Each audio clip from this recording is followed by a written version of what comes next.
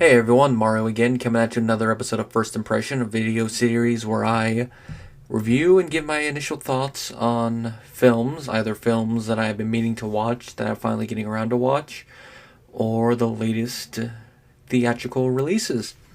Today is one of the first one, but it is an interesting one because it's not a film that I initially sought out or had even heard of. It's one that my film teacher decided to show us for the second week. And I could definitely say it's one I probably wouldn't have found out about on my own unless I was doing some music research. And I have to say, it's definitely worth a watch for curiosity's sake. I'll probably definitely watch it a couple more times to see if I can spot things I missed the first time. It is, of course, the John Lennon and Yoko Ono financially backed film from 1973, directed by Alejandro Jodorowsky. Said in Spanish, its name is La Montaña Sagrada, also known as the Holy Mountain. And please forgive me if I screwed up the pronunciation a little bit. I do know a little bit of the basic rules of Spanish, but I have to admit, with new words, it takes me a little bit to get the pronunciation accurate. Probably my coworker would said baboso. Probably add some more stuff to it, but that's what he would be the shorthand. Now, this is definitely a film that fits surreal fantasy, as Wikipedia declares it.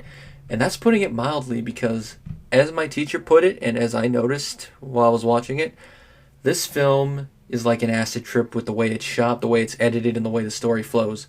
In a good way. It's weird, and it has you questioning things the whole time. And I got the weird vibe from it from the beginning. And before the teacher even mentioned that John Lennon and Yoko Ono had this film produced, or helped with the production of this film, whichever way you want to look at it. Mainly because at least Lennon wanted to see a film that gave you the impression of having taken acid. I was getting that vibe. It was especially near the end.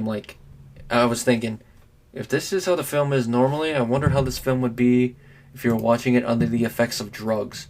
It'd be trippy. It's like when in the 60s and 70s when people went and saw Fantasia while under the influence of drugs. That Toccata and Fugue scene must have been weird. It'd be like, I see a weird hand snow skiing, man. Oh, you gotta watch the film again, man. It'll mess with your mind, man. Now, the plot of the film is we're following this character who is later called the Thief, who, according to Wikipedia, represents the Fool Tarot card. He lives in the desert, and we're introduced to him covered in flies, and he eventually makes his way into town. He's taken advantage of by this little group who use his body to make replicas of crucifixes, which when he wakes up, he goes to town on them, smashing all of them and beating them off. I realize I probably should have worded that better, but beating them up. Okay. I don't mean the way it sounded. He actually, kicks them and all that. He makes his way through town. He comes across this little circus group, which do this weird little thing involving frogs and lizards that is a reenactment of the conquest of Mexico, which this is one of the really weird scenes, but it's weird and also a little funny. But it has a lot of good close-ups on the animals, too. He then makes his way to a tall tower where this hook comes down with a bag of gold. He wants to find the source of the gold, so he sends to the tower and he meets an alchemist who is played by Alejandro, the director. After a little confrontation, the thief tells the alchemist he wants gold. He has him crop into a jar, and they turn the crap into gold. So, literally, this guy can turn crap into gold. He is quite an alchemist, and he's a spiritual alchemist because, as he tells him, you are excrement. You can turn yourself into gold. And of course, the alchemist takes the thief as his apprentice, and they're going to go on a spiritual journey, but they need help from 7 people who apparently are the personifications of the planets that they're associated with, but they go with all the negative attributes. Like, for example, we have a weapon manufacturer who represents Mars, a millionaire art dealer representing Jupiter, and a lot of them, they have good attributes, but their introduction scene highlight a lot of their negative ones. Like the political one involves turning children against one country from basically the cradle. And it was like, when I was watching this, I'm like, Ooh, that's really dark and a little extreme. And of course, when I found out John Lennon was one of the producers of this film financially, I'm like, okay, that explains it. Even if he gave him the directive for a film involving an acid trip, his anti-war thing would seep in there a little bit, but in a good way because it's not pushed in your face. Just a little subtext thing there. And of course, all the spirituality thing, from what the teacher mentioned, comes from Alejandro because he's really spiritual. Because he mentions if you read Alejandro's book, you really get the vibe of him, and it comes across a little bit in the film. There's a lot of religious imagery in the film, and there's a lot of quasi gore. Reason I say quasi is that it doesn't use like blood squibs or fake intestines or real intestines to represent gore. It uses other objects to simulate gore. So it's it's trippy.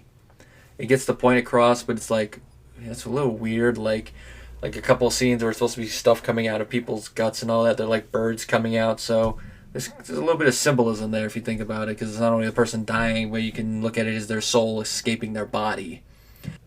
I don't know if I was the only one who thought this, but the ending does have a very, very fourth wall breaking moment where the alchemist goes, "Zoom back, camera," and it goes back, and right before the film ends, he goes, "Real life awaits you."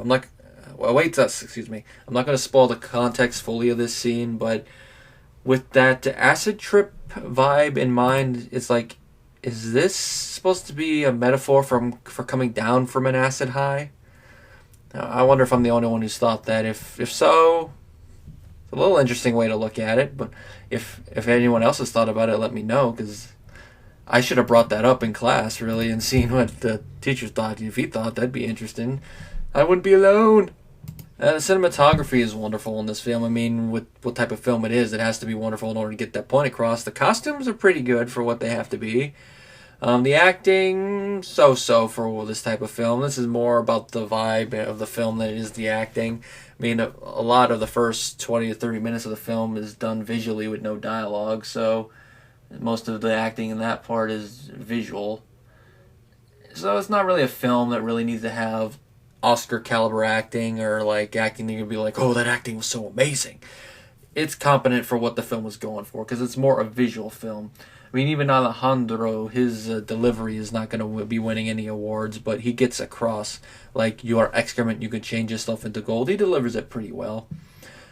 The music in the film also complements the film entirely. There's a lot of there's a mystical quality about the film. It has a Hindu-esque vibe to it. There's probably some other